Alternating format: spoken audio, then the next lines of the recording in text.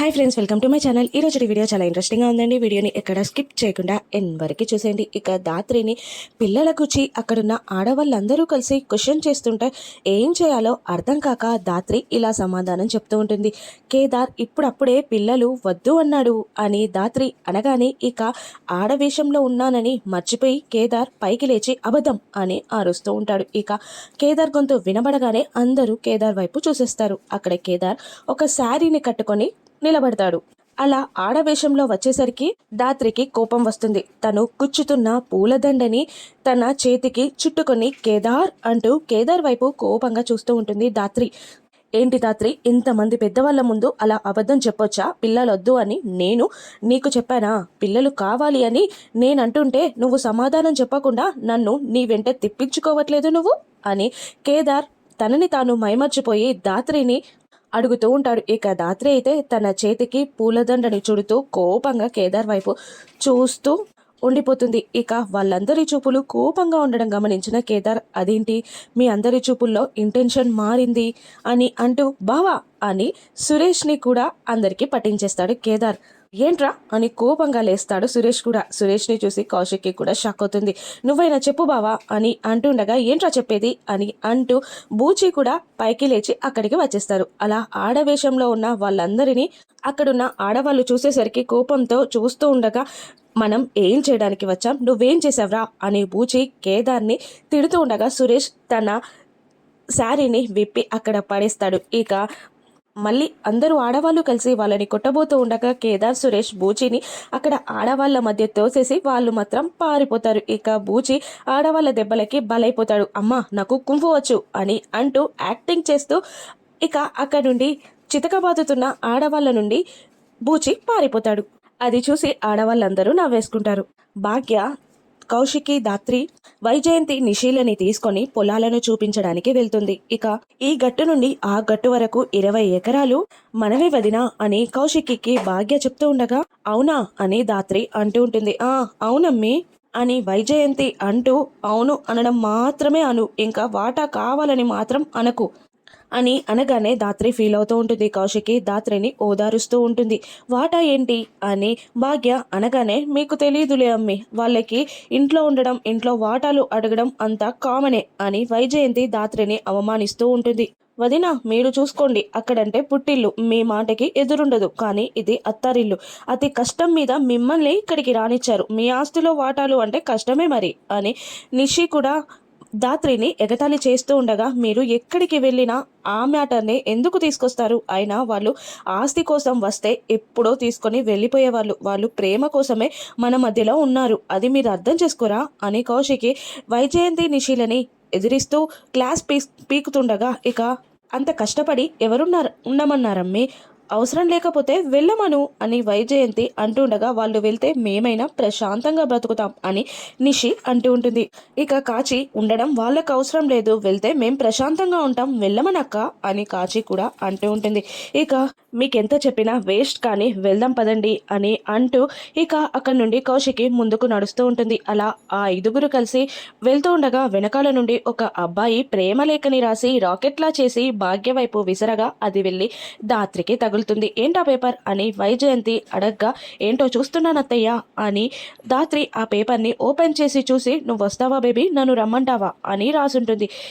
ఆ లైన్స్ చూసి దాత్రి కోపంగా అటు ఇటు చూస్తూ ఉంటుంది. ఇక అక్కడ ఒక అబ్బాయి గణేష్ అనే వ్యక్తి కనబడతాడు. ఇక ఆ వ్యక్తి నువ్వు కాదు నీ పక్కన అని భాగ్యకి ఇవ్వమని గణేష్ సైగ చేస్తూ ఉండగా ఇక దాత్రి కోపంగా చూస్తుంటుంది. ఈవిడేంటి ఇలా చూస్తుంది, ఇప్పుడు వచ్చి కొడుతుందా ఏంటి అని అనుకుంటూ అక్కడ నుండి గణేష్ పారిపోబోతూ ఉండగా దాత్రి వెళ్ళి వాణ్ణి ఆపి చెంపలపై వాయిస్తూ ఉంటుంది. ఆడవాళ్ళని ఏడిపిస్తావురా అని దాత్రి కొడుతూ ఉండగా ఇక భాగ్య తట్టుకోలేక అక్క వదిలే అని అంటూ ఉంటుంది. ఇక వీడెవడో నీకు తెలుసా అని అడుగుతుండగా నా స్కూల్ మేటే అక్క గణేష్ నీకు ఎన్నిసార్లు చెప్పినా వినబడదా, ఎందుకు ఇలా ఆడవాళ్ళని ఏడిపిస్తావు అని భాగ్య కూడా గణేష్ని తిడుతుంది. ఇంకొకసారి ఇలా చేయను అని గణేష్ అంటూ ఉంటాడు. వైజయంతి మాత్రం ఇంకా 4 గట్టిగా తగిలించమ్మి అనగానే మళ్ళీ దాత్రి కొడుతూ ఈసారి భాగ్య జోలికి కనుక వస్తే, భాగ్య కాదు ఏ ఆడపిల్ల జోలికి వచ్చినా నువ్వెక్కడున్నావో తెలుసుకొని మరీ వచ్చి కొడతాను అని దాత్రి అంటూ వదిలిపెడుతుంది. వాడు పారిపోతాడు.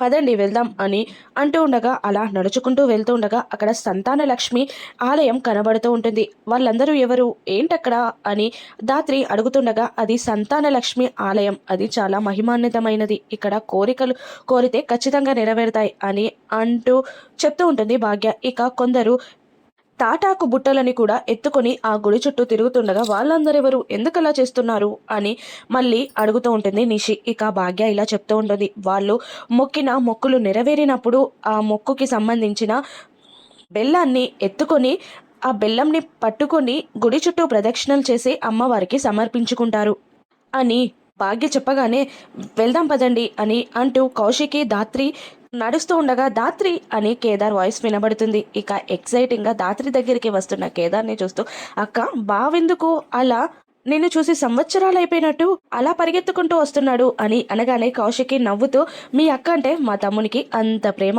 అందుకే చూడకుండా ఉండలేడు అనగానే దాత్రి కేదార్లు ఇద్దరు సిగ్గుపడతారు. ఇక అక్కడి నుండి వాళ్ళు ఆలయానికి వెళ్తూ ఉంటారు. ఇక నిషి, వైజయంతి, కాచి మాత్రం ఏదో ప్లాన్ చేస్తూ ఉంటారు. వదిన కడుపు పోయే ఛాన్స్ మనకొచ్చింది అత్తయ్య అని నిషి అంటుండగా, ఏంటమ్మి నువ్వు అనేది అని అడుగుతూ ఉంటుంది వైజయంతి.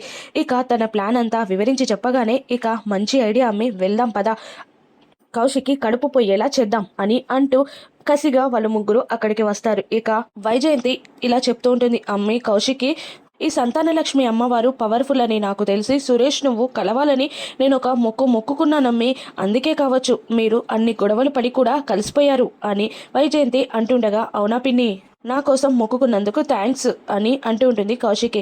కానీ ఆ మొక్కుని తీర్చాలి కదమ్మి అని వైజయంతి అంటుండగా, అదేంటో చెప్పండి పిన్ని, ఇప్పుడే తీర్చేద్దాం అని అనగానే 25 కిలోల బెల్లాన్ని ఎత్తుకొని ఈ గుడి చుట్టూ 25 ప్రదక్షిణలు చేయాలి అని వైజయంతి అనగానే కౌశికి, దాత్రి, కేదార్, సురేష్ షాక్ అవుతూ ఉంటారు. ఏంటి అని అంటుంటే 25 కిలోల బెల్లాన్ని ఎత్తుకొని 25 ప్రదక్షిణలు చేయాలమ్మి అని మళ్ళీ వైజయంతి అంటూ ఉంటుంది. దాత్రి, అది ఎలా సాధ్యమవుతుంది వదిన, ఇప్పుడు బరువులు ఎత్తకూడదు కదా, డాక్టర్ చెప్పారు కదా అని అంటుండగా, ఏమో అమ్మి, నాకు అదంతా తెలీదు, మొక్కుకున్నాను వీళ్ళిద్దరూ చల్లగా ఉండాలి అనుకున్నాను, కానీ మొక్కనేది ఎప్పటిదప్పుడే తీర్చుకోవాలి కదా, నీకు నాకు వీలున్నప్పుడు కాదు అని వైజయంతి అంటుండగా, అది కాదత్తయ్య అని నిషి ఏదో చెప్పబోతూ ఉంటుంది. ఇక మళ్ళీ నిషి అడ్డుకొని దాత్రిని ఇలా అంటూ ఉంటుంది, జరగకూడదు ఏదైనా జరిగి మళ్ళీ అన్నయ్య వదిన విడిపోతే, వదిన కడుపులో ఉన్న బిడ్డకి ఏదైనా ప్రమాదం ఎదురవుతే ఎలా, అందుకనే మొక్కు తీర్చుకోవాలి అని అనగానే కౌశికి భయపడుతూ, నేను తీర్చుకుంటాను పిన్ని, మీరు వెళ్ళి బెల్లం తీసుకురండి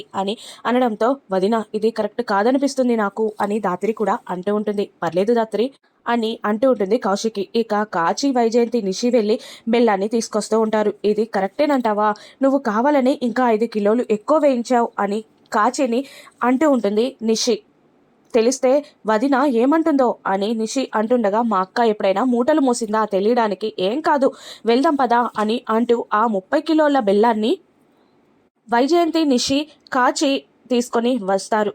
దాత్రి మళ్ళీ కౌశికిని అడ్డగిస్తూ ఉంటుంది. వదిన అని అంటుండగా కేదార్, అక్క బదులు నేను మోయొచ్చా అని అడుగుతుండగా నిషి, నీకు ఈ ముక్కుల్లో తల తూర్చే రైట్ లేదు అని అంటుండగా దాత్రి కోపంగా కేదార్కి అన్ని హక్కులు ఉన్నాయి అని వార్నింగ్ ఇస్తూ ఉంటుంది. ఇక అయినా ఎవరి మొక్కును వాళ్ళే తీర్చాలమ్మి అని వైజయంతి అనగానే, ఇక కౌశికి పైకెత్తండి పిన్ని, నేను తిరుగుతాను అని ఎత్తబోతూ ఉండగా భాగ్య వచ్చి, పంతులు గారితో మాట్లాడితే ఫలితం ఉంటుంది అక్క అని చెప్పగానే, నేను చూసుకుంటాను అని దాత్రి వెళ్ళి పంతులు గారితో ఏదో చెప్పి వస్తుంది. ఇక బెల్లం మూటని కౌశికి ఎత్తే టైంకి పంతులు గారు వచ్చి, ఆగండి, మీరు పరందామయ్య కూడలు కౌశికి కదా అని పంతులు గారు అంటుండగా, అవును అని కౌశికి అంటుంది. మీరు కడుపుతో ఉన్నట్టున్నారు, అటువంటప్పుడు బరువులు ఎత్తకూడదు కదా, మీ బదులు మీ అక్క గాని చెల్లి గాని ఎవరైనా ఉంటే ఈ మొక్కు తీర్చొచ్చు అని అనగానే, ఎందుకు లేరు, ఉన్నారు, కాచి ఉంది కదా అని దాత్రి అనగానే కాచి షాక్ అవుతుంది. నేనా అని కాచి షాక్ అవుతూ ఉండగా, నువ్వే వదిన కోసం ఆ మాత్రం చేయలేవా అని దాత్రి అంటుండగా, ఎందుకు చేయలేను, చేస్తాను అని బలవంతంగా లేని నవ్వుని పులుముకుంటూ ఉండగా, పట్టండి అని అంటూ దాత్రి ఆ బెల్లం మూటని కాచి నెత్తిపై పెడుతుంది. కాచి అవస్థలు పడుతూ ఆ 30 కిలోల బెల్లాన్ని మోస్తుండగా వైజయంతి కాచి పక్కనే నిలబడుతుంది. అలా ప్రదక్షిణలు పూర్తయ్యేసరికి కాచి కళ్ళు తిరిగి కింద పడిపోయేంత పని జరుగుతుంది. కింద పడిపోతుండగా కాచి పట్టుకున్న వైజయంతిని, ఏం కాదు వెళ్దాం పదండి దర్శనానికి అని అంటూ వెళ్ళి వాళ్ళు దర్శనం చేసుకుంటారు. ఇక కౌశికి అర్చన చేసుకుంటుంది. ఇక దాత్రి జరిగిందంతా తలుచుకొని ఒక చోట కూర్చొని ఆలోచిస్తూ, ఫస్ట్ నాడు కొడుకు పుట్టాలి అనే వైజయంతి మాటని, ఆ తర్వాత స్కేటింగ్ బోర్డుపై పూచి వచ్చి కౌశికిని గుద్దేయడం, ఆ తర్వాత ఈరోజు బెల్లం మూట అన్నీ ఆలోచిస్తుండగా కేదార్ వచ్చి ఏంటో ఆలోచిస్తున్నారు మేడం అని అంటూ ఉంటాడు. వదిన గుచ్చే ఆలోచిస్తున్నాను, వదిన చుట్టూ ప్రమాదం పొంచి ఉన్నట్టు నాకు అనిపిస్తుంది. అత్తయ్య వదిన ప్రెగ్నెంట్ అయినప్పటి నుండి కంగారే తప్ప సంతోషం లేదు. వాళ్ళందరూ కలిసి వదినని ఏదో చెయ్యాలి అనుకుంటున్నారు అని ధాత్రి వాళ్ళ ప్లాన్ని పసిగట్టేసినట్టు కేదార్కి చెప్తూ ఉంటుంది. అవును అని కేదార్ అంటూ ఉంటాడు. ఇక కౌశికిని ధాత్రి ఏ విధంగా అడుగడుగునా రక్షించనుందో రాను ఎపిసోడ్స్లో చూద్దాం. Thank you for watching.